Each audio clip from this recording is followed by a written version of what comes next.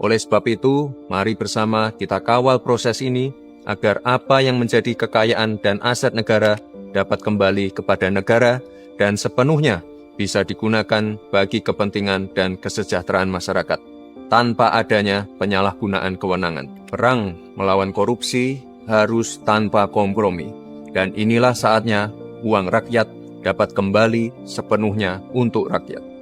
Korupsi adalah kejahatan luar biasa yang tidak hanya menghambat pertumbuhan ekonomi, tapi juga menciptakan ketidakpastian iklim investasi, menurunkan kualitas layanan publik, dan lebih berat lagi, merugikan masyarakat secara luas.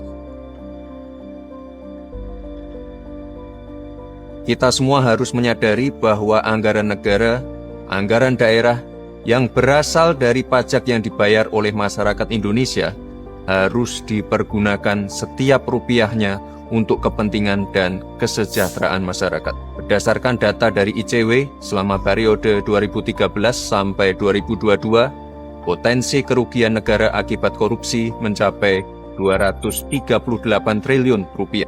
Dan berdasarkan kasus yang ditangani kejaksaan, potensi kerugian negara akibat korupsi di tahun 2024 mencapai 310 triliun rupiah.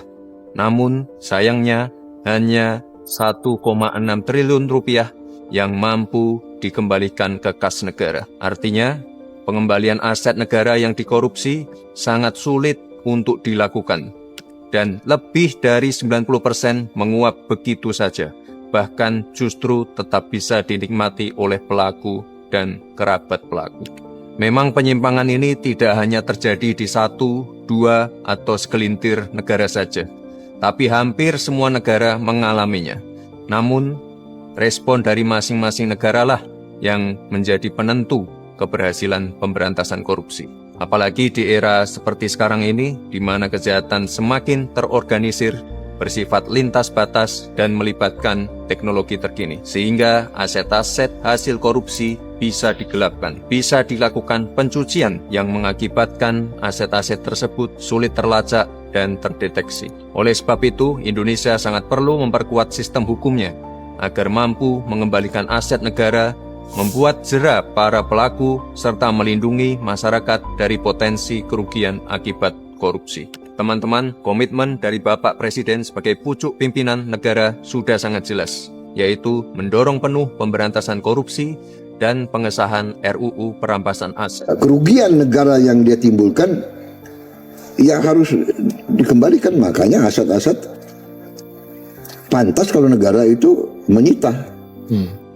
Ini bukan sekedar pernyataan biasa, tapi kesungguhan Bapak Presiden untuk memerangi korupsi dengan instrumen hukum baru yang bisa membawa manfaat besar bagi bangsa.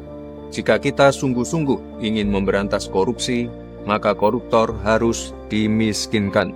Para koruptor harus tahu bahwa kejahatan korupsi bukan hanya membuat mereka harus tidur di balik jeruji besi, tapi negara juga dapat mengambil kembali semua harta yang mereka curi.